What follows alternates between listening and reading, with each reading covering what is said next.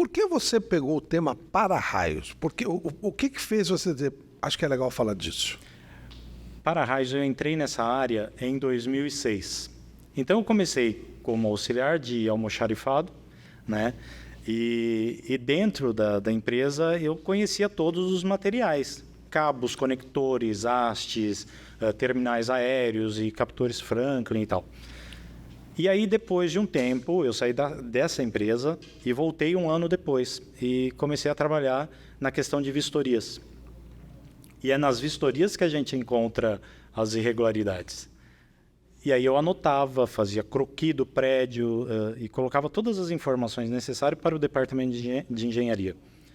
Foi aí que fui pegando mais informação, fiquei até 2019, 2020, mais ou menos nessa área, e aí me dediquei mais à escrita, artigos, matérias, e ajudo aí a Pracopel na questão de comunicação também. Orestes, as grandes construtoras hoje, elas já estão conscientizadas dessa necessidade? Você diria que quando uma obra é entregue, esse aspecto específico que estão falando ainda de para-raio, ele chega certinho ou ainda não estamos bem assim? Não estamos assim. A jornada é longa, até porque muitos prédios são construídos e eles pensam no sistema de para-raios ou até a proteção através das medidas de proteção contra surto, que é o que vem pela rede ou até por indução, eles pensam nisso depois. Quando a gente vai comprar um carro ou uma casa, Flávio, a primeira coisa que a gente precisa fazer é projetar, não é? Bom, eu quero comprar um carro elétrico. Tá, e eu tenho que pensar como que eu vou comprar esse carro elétrico. Uhum. Quais as possibilidades, se a minha instalação elétrica em casa ou no próprio prédio eles estão corretos. O sistema de para-raios é a mesma coisa, as pessoas não pensam nisso. A gente planeja também para viajar, mas eles não planejam na instalação. E uma questão que a gente bate muito na tecla, e eu sempre disse isso, é a questão da organização, trabalhar engenharia civil, elétrica e arquitetura juntos. Porque às vezes o arquiteto faz uma casa de alto padrão, num condomínio fechado, com grandes incidências de raios. E depois que a casa está pronta e entregue, o morador pensa em colocar um sistema de para-raios.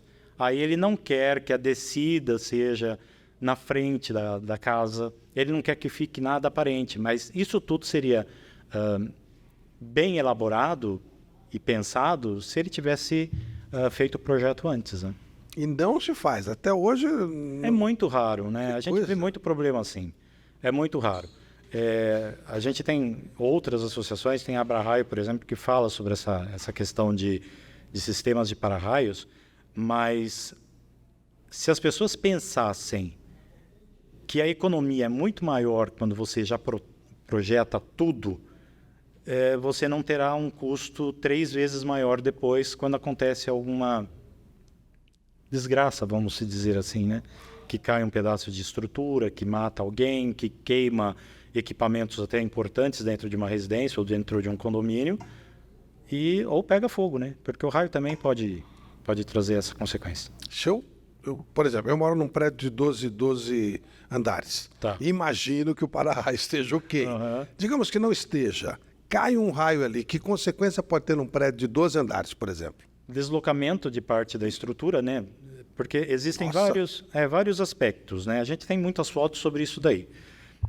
O raio ele pode atingir a estrutura e danificar uma parte, ela pode rachar. Não apenas naquele topo ali do prédio, mas também a descarga lateral que pode acontecer, né? E tem também a questão da indução do raio. Ele pode ir pela rede elétrica e queimar os equipamentos. É por isso que a gente fala muito sobre a questão do DPS, que é o dispositivo de proteção contra surto.